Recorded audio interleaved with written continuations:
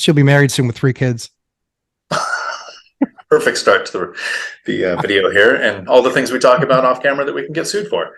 Mm-hmm. Howdy. Welcome back to Dion Talk. What keeps so many people trapped in the middle class? And I do hear things like the middle class gets taxed the most because, people with less income than the middle class tend to not pay any. People that make more money than the middle class tend to find the asset types that get taxed the least to make their income from. So why are so many people doing things that keep them in the middle class? I had my live stream on Tuesday at 4 p.m. Pacific. Every week I do a live stream where I cover a topic and then answer your questions for at least an hour, sometimes 2 or 3. But I want to ask my 2 friends who haven't seen that video yet, because that video happens in Futureland. We are recording this before my live stream. Mm-hmm. We'll kind of go back and forth a little bit, but some ideas, some concepts, some things that people think is normal that is actually trapping them in the middle class. Matt, can you give us your first example? I think the first example for me is the juice is not worth the squeeze. They look at it and they're like, I'd love that better life. I just don't want to do anything for it. And so they get stuck in their mindset of, you know what, 9 to 5 should be enough. No weekends should be enough. Not saying no to family trips shouldn't have to happen. Like, we want to go on our family trips. Listen, you can do all that stuff and you can be broke your entire life and work until 65 or 70.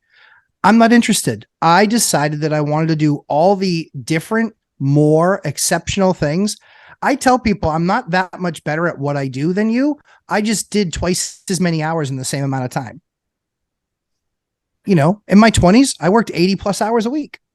Way it went. And that, to me, that was the investment that I was willing to make in myself. So now I can enjoy the rest of my life. So I think one of the biggest limiting factors for people is that they're not willing to do what it takes to get that, because there's a slight attitude of entitlement of, it used to be good enough.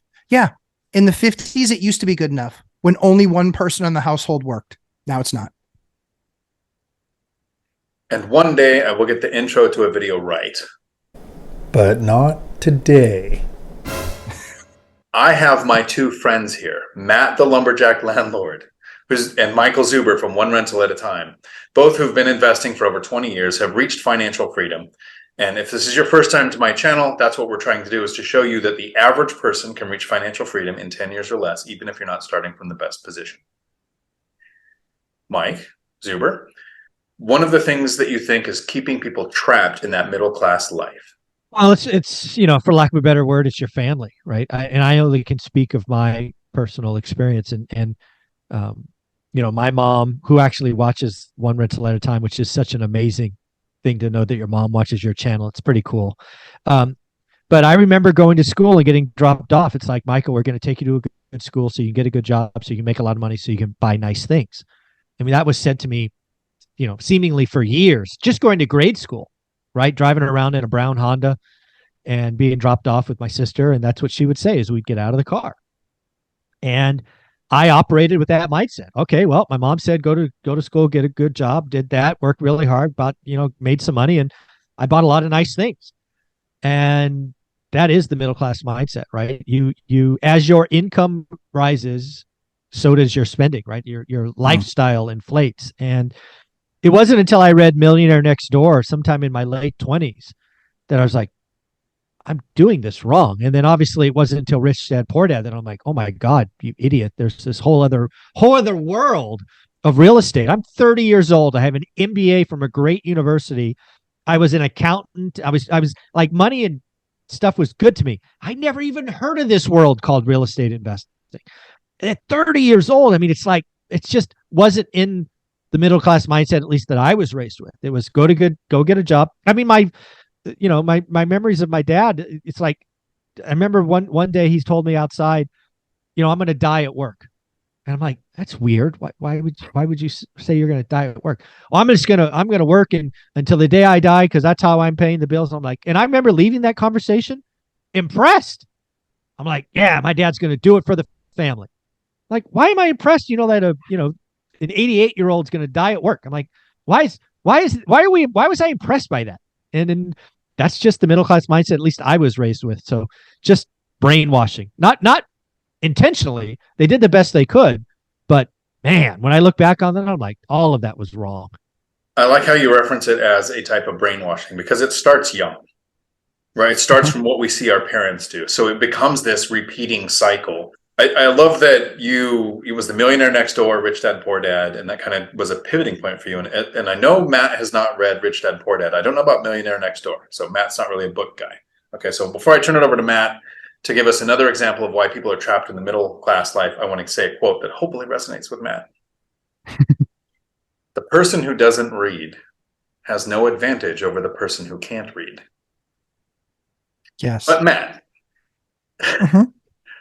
another thing that's keeping people trapped in that middle class life. I like Mike's with friends and family, because the envy and the bias of people that have all the opinions that they have based on no actual experience or knowledge. Howdy. I hope you're enjoying my content.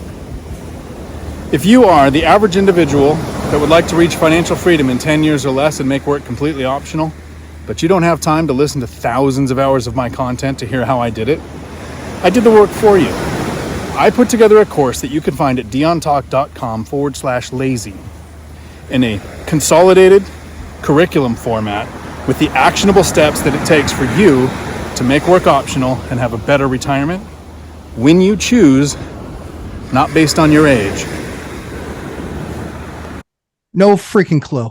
They're making rules something that they wouldn't know it came and sat on their head. Completely clueless. And so I think that what you have to be careful of in that mindset is giving a bunch of people a place at the table that have never actually accomplished anything.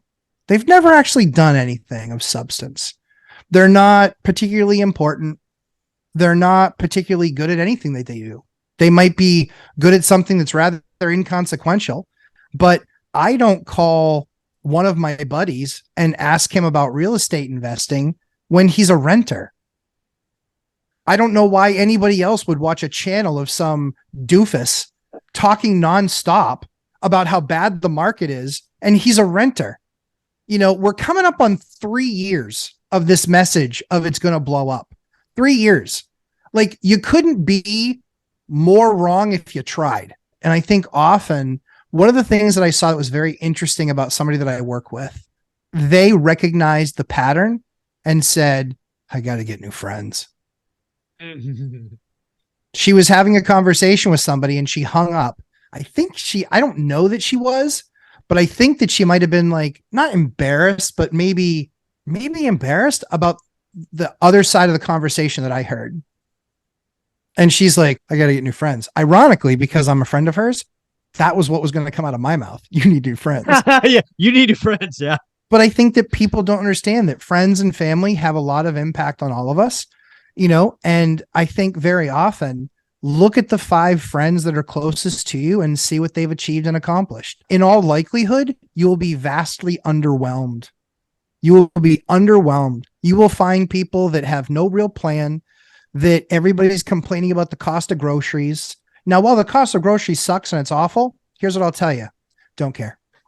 Don't care. Because the difference between a $200 grocery bill and a $300 grocery bill, it's not going to impact me because I made a lot of those decisions 20 years ago to ensure that things like that wouldn't impact me. And that's not to say it in an arrogant way. That's to say it in you can do it too, but you're going to be having the same conversations around the campfire. Like, I literally need to leave most of those places because I just can't listen to it. I can't listen to it. I love that. I really like the idea of getting your information from the wrong sources. I mean, think about this. This is physically how math works. Only 1% of the people are in the 1% of the people. Right. But most of our information when it comes to finances and investing and retiring comes from the 99% of the people that we interact with. Exactly. And anytime we talk about, look at your 5 closest people that you spend the most time with, I don't think it means eliminate those people, but it means add the people that are doing what you want to do, who are supportive, who at least even have the same language that you do when it comes to something like real estate, investing, financial freedom. Mike, something else that's keeping people trapped in the middle class life. again, I can only share the story that I have. And as I was coming up, my whole plan was to work till 65 or 70. That was deemed a success in my mind, right? Go to school, get a good job, go back to school, get an MBA. My whole plan was to climb the corporate ladder, get somewhere in the middle management, and just ride it out for 40 years. I had no idea that early retirement was possible. I didn't even think about it after I didn't even start thinking about it till a decade of doing this. I was like, nope, going to work to 65, but damn it, I'm going to have a better life at 65 than the rest of folks. That was my whole plan, right? Get to 4 units, have, a couple $1,000,000 in 4 units, in 30 years, and have a ball out at 65. Well, I'm balling out at 45. So I bought 20 years. And that doesn't suck. So that was pretty cool. No, that doesn't suck. I love that.